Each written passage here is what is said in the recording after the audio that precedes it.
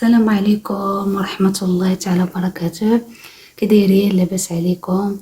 نتمنى تكونوا كاملين بخير وعلى خير، ورمضان كريم تصوموه بصحيحة وكل ما كتمناو برزياق يا ربي. وشكرا لكم كل واحد شارك في القناة ديالي او خلى لي شي تعليق او لايك، كنشكرو بزاف. الله يسهل الامور والله يفرحوا يا ربي يا ربي.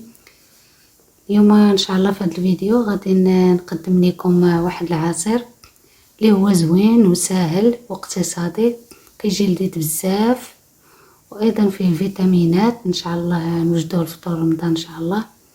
اذا خوتي خليكم معايا باش تشوفوا طريقه التحضير والمقادير. نبداو على بركه الله. عندي هنايا البربه او الشمندر مسلوقه، سلقتها نص سلقه، ما نسلقوهاش بزاف. عندي تقريبا 4 البربات صغار. وعندي هنايا تفاح انا محيده له القشره، الا بغيتو تخليوه بالقشره خليوه. عندي 2 تفاحات متوسطين. صافي هادو هما المقادير اللي عندي. وغنزيد سكر، واحد الكاس ديال العصير يكون صغير، عصير البرتقال، والماء. هاد العصير كيداري بالماء. نبداو على بركه الله. نجيب الطحانه فين غادي نطحن.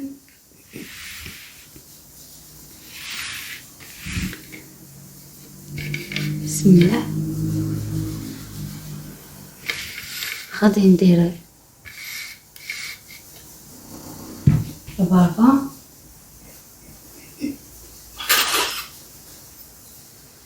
ندير البربه بسم الله.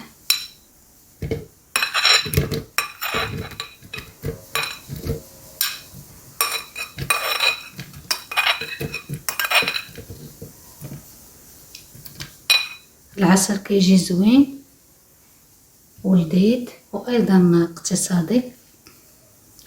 درت البربه، ندير التفاح،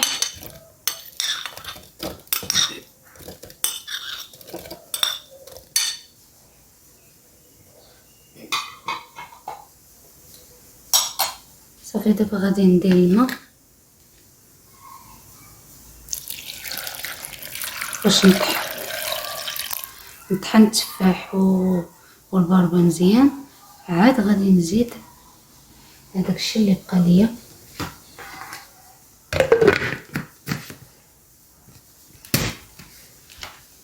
غادي نطحنو ونرجع معكم.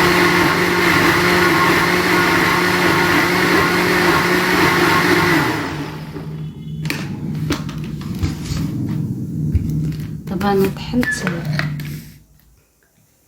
البربه مع التفاح.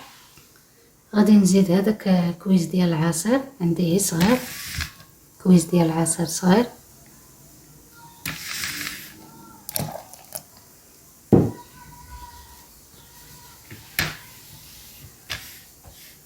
صافي نزيد الماء.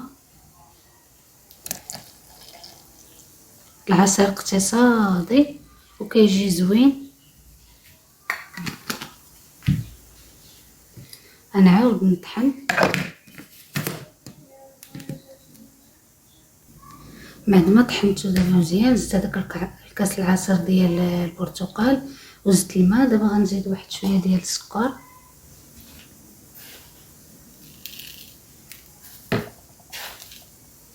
ندير واحد 2 معالق كبار. واللي ما كيبغيش السكر يحليه بالتمر او الزبيب، راه كيجي زوين.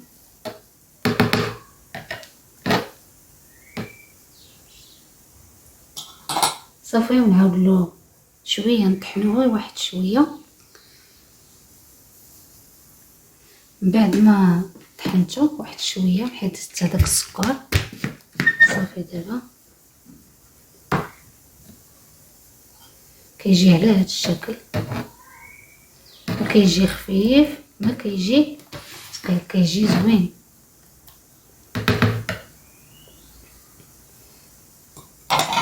حاولوا نحيدوا له هاد الرغوه هادي.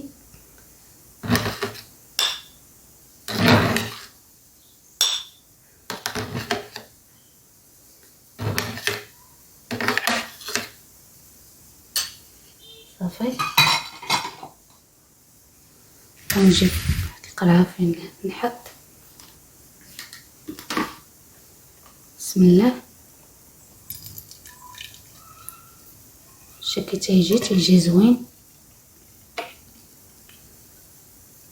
كما كتعرفوا البربر او الشمندر صحيه، والتفاح ايضا. صافي انا عمرات ليا.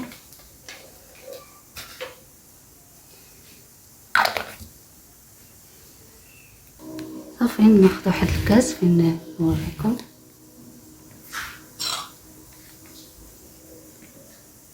بسم الله. هذا هو الشكل النهائي بعد ما وجدنا العصير. نتمنى يعجبكم وتجربوه، راه كيجي زوين وسهل واقتصادي في المتناول. كنتمنى يعجبكم. اذا خوتي خليتكم على خير، نتلاقاو فيديو جديد ان شاء الله، وبصحه والراحه. فطوركم، تهلاو ليا في راسكم، وبسلام عليكم.